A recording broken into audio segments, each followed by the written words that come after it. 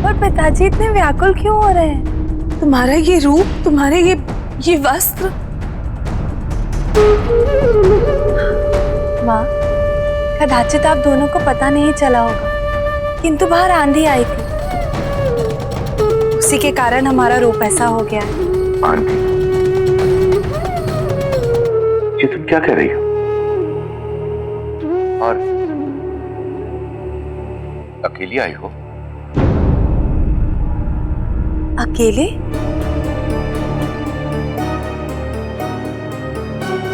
हम कुछ समझे नहीं पिताजी।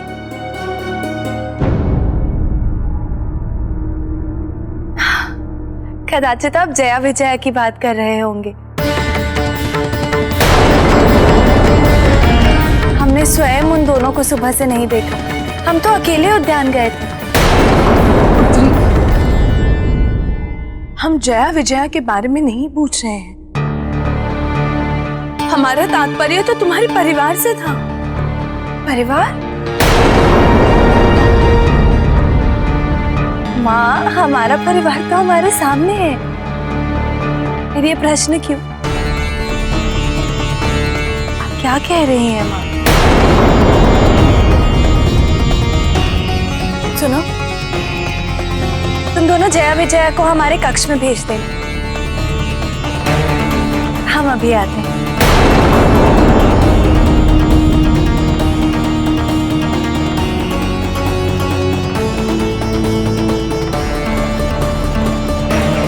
बनवती, हमारी पार्वती कहीं महादेव से रुष्ट होकर तो नहीं आ गई?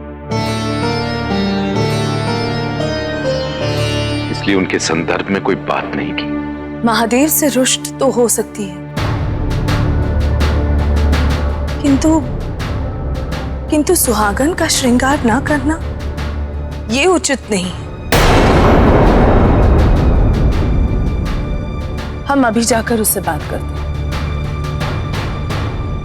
रुकिए देवी,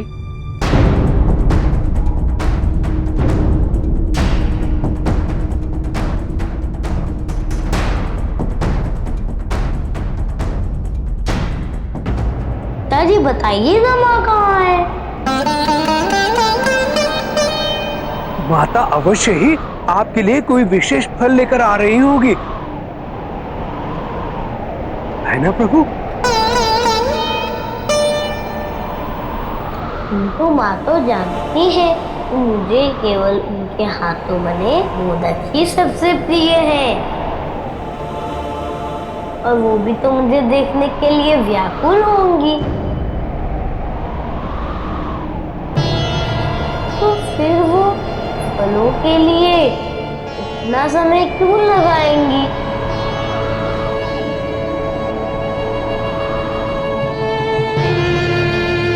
बताइए ना पिताजी, माँ कहाँ गई? तुम्हारी माता नाना और नानी के यहाँ गई है। नाना नानी के पास? तो क्यों? और वो भी अकेले? हाँ, अब मैं समझा, आप मुझे यहाँ लेने के लिए आए हैं।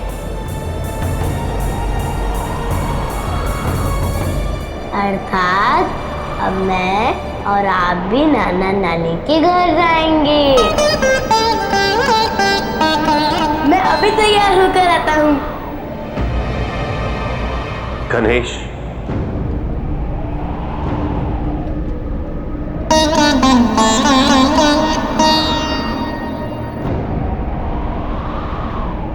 तुम्हारी माता ने मुझसे संबंधित सभी स्मृतियों को त्याग दिया।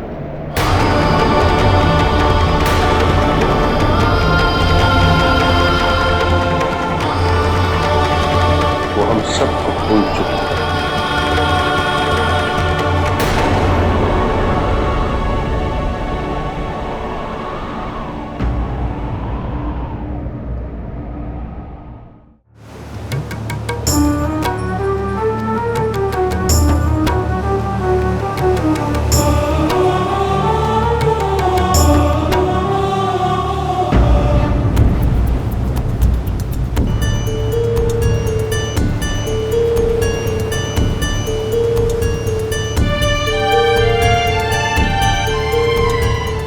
मत्स्य कन्या।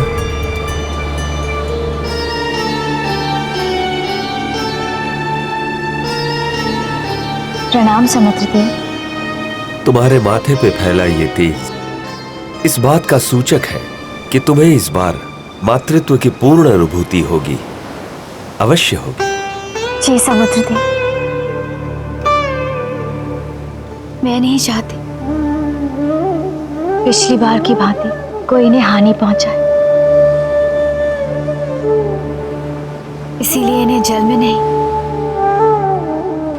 यहां संभाल कर रखा है। संसार का सबसे बड़ा सुख, सबसे बड़ा सौभाग्य होता है अपनी संतान को जन्म देना, उसे संसार में आते हुए देखना।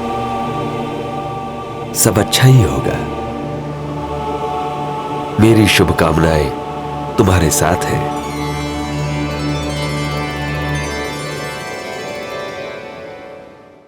माँ कब लौटेंगे पिताजी?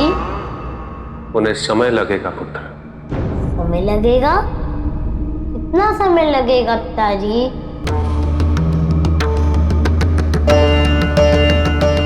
जब तक मुझसे संबंधित उनकी सभी स्मृतियां वापस नहीं आती, तब तो वो शीघ्र ही लौट आएंगी। आपने मेरा शीश लगाकर मुझे पुनर्जीवित किया। आपके लिए असंभव क्या है पिताजी? माता जो भी भूली है उन्हें स्मरण करा दीजिए।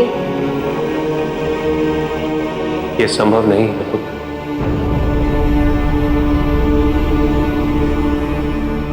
तुम्हारी माता के स्मृति नाश का कारण स्वयं उनकी अर्थात आदि शक्ति की जीवा से निकले हुए उनके वचन।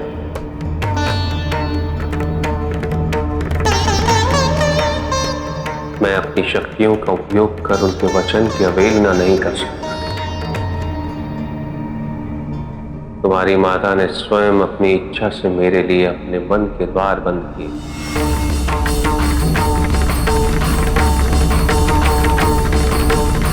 वो द्वार उनकी इच्छा से ही खुलेंगे।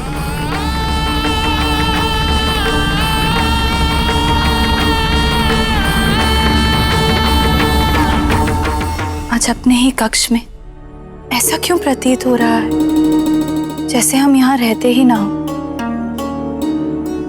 इतना अधूरा अधूरा सा क्यों लग रहा है हमें? दासी जी माता। माता? हम माता नहीं, हम राजकुमारी हैं। हमें राजकुमारी कहकर बुलाओ। जाओ जाकर हमारे लिए स्वच्छ वस्त्र लेकर आओ। ये आप क्या कह रहे हैं? ना उन्हें कैलाश का स्मरण है, ना महादेव का, ना अपने विवाह का, ना अपनी संतान का। इस समय वो पुनः अपने अतीत में चली गई। वो अतीत तो महादेव से अनभिज्ञ है।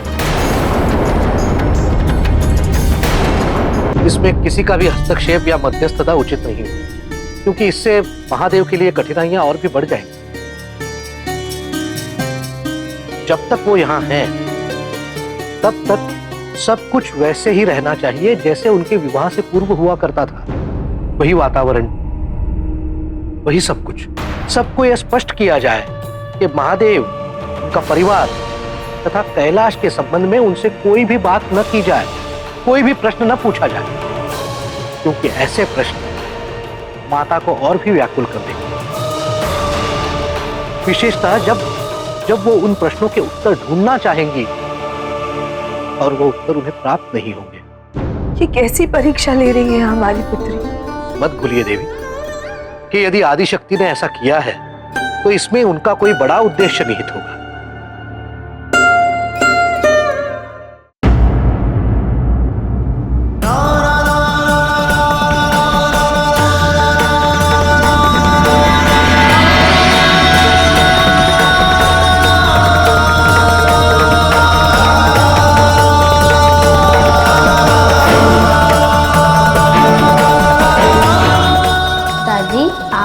पीड़ा कभी व्यक्त नहीं करते।